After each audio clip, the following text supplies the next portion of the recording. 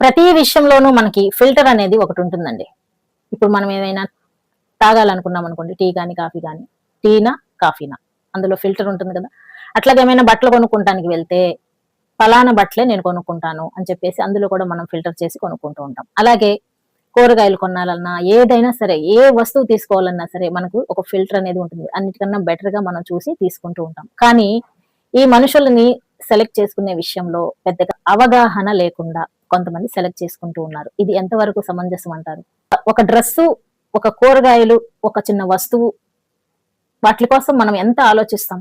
ఏది బెటరు, ఏది బెటర్, ఏది బెటర్ అని చెప్పేసి. మరి ఒక వ్యక్తిని సెలెక్ట్ చేసుకునేటప్పుడు ఎంత ఆలోచించాలి?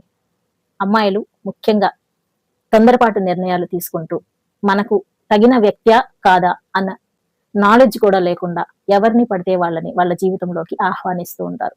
చివరికి వాళ్ళు మోసం చేసిన తర్వాత చేసేదేమీ లేక, ఎవరితోటి చెప్పుకోలేక డిప్రెషన్ లోకి వెళ్ళిపోతూ ఉంటారనమాట.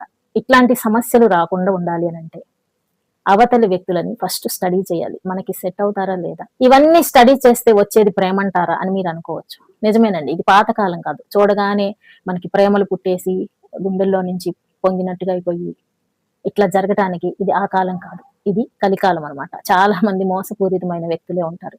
వాళ్ళని కూడా మనం ఫిల్టర్ చేసి చెక్ చేసుకొని ఖచ్చితంగా సెలెక్ట్ చేసుకోవాల్సిన అవసరం ఎంతైనా ఉంది. మన పరిస్థితులని అర్థం చేసుకొని కనుక ముందుకు వెళ్ళామనుకోండి, మనకి ఎటువంటి నష్టము ఉండదు. మనం జీవితంలో పెళ్లి చేసుకునేది ఒకసారి. అది సరి అయిన వ్యక్తిని కనుక చేసుకున్నాం అనుకోండి, మన జీవితం చాలా ప్రశాంతంగా ఉంటుంది.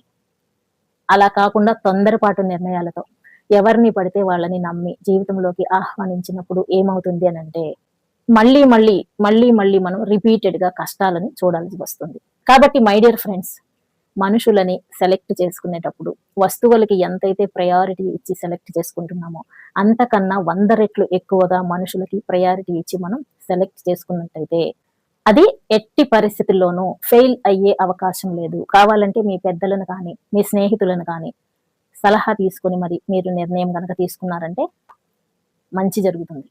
వీడియో నచ్చితే లైక్ చేయండి. మరిన్ని మంచి వీడియోల కోసం ఛానల్ని సబ్స్క్రైబ్ చేయండి. Thank you for watching.